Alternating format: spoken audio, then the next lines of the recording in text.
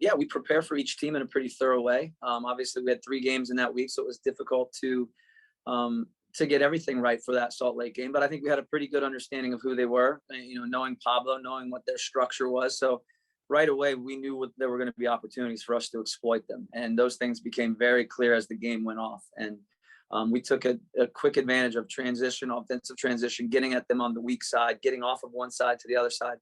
And again, Cecilio's positional discipline to stay wide, to be an option, not coming into the middle too early, because he's extremely good with the ball at his feet, and he's very good 1v1 getting by guys. And that was on display, certainly in the second half.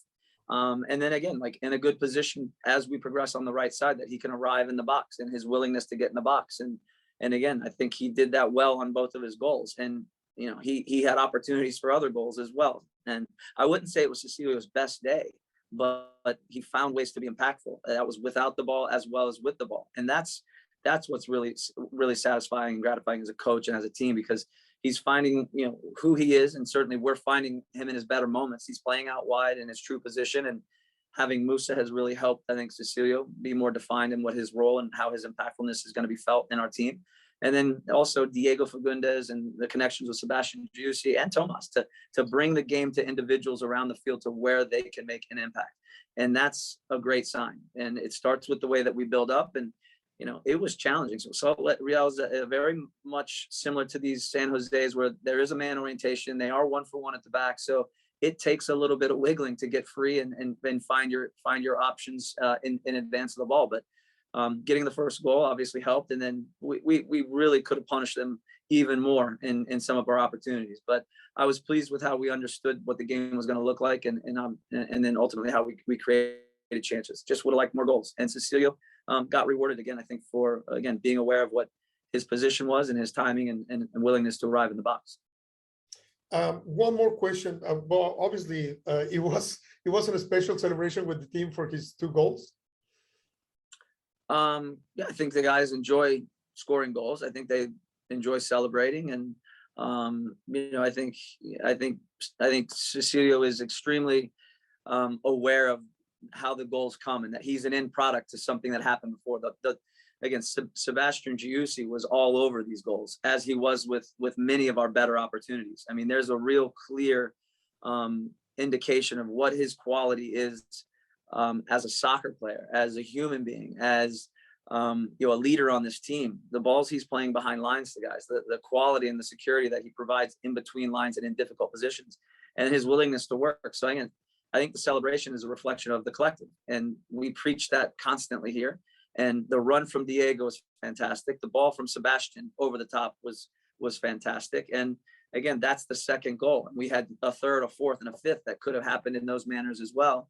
And the first one, again, Sebastian arrives in the box. He's fantastic at arriving in the box. His technique in and around goal is tremendous. He absolutely smoked the ball in the second half that he just missed off of a corner, off of a second phase corner. But I think again, the celebrations is who this team is. There's a lot of life and energy in those guys, and when you score a goal, it's good to see them all come together. Okay, and the last question, I want to talk about the rumor about Kervin Arriaga, but just going a little bit, the celebration of the second goal against Real Salt Lake, your celebration. I never saw that before on the mine. Yeah, I'm always celebrating like that. You guys just don't like that. I'm always jumping around. Goals are goals. I get excited too. There's fans over there. I try to jazz it up with the fans as much as I can. I get excited just like the guys. I like to think I'm kid-like, but it's energy. I love the energy that our group has, the fans have. Again, I'm not saying this because I'm the coach of Austin FC. The energy in that stadium and the electricity in that stadium it's not normal around the league. And I've been in this league for a long time, and it's exciting to be part of. And we want to provide that every single time we're out there. Scoring goals helps with that. Winning games helps with that. So to share those moments with the fans, with our players, I'll jump around all the time. We keep scoring goals and winning. You'll see me bouncing around the sideline quite a bit. Okay. The last question. What I was going to say, there is a rumor of Kervin Arriaga, the player from Honduras. It was approached from you guys, or he's trying to offer, the agent is trying to offer him to the team. Do you know anything about it? It's already in plans for the next season?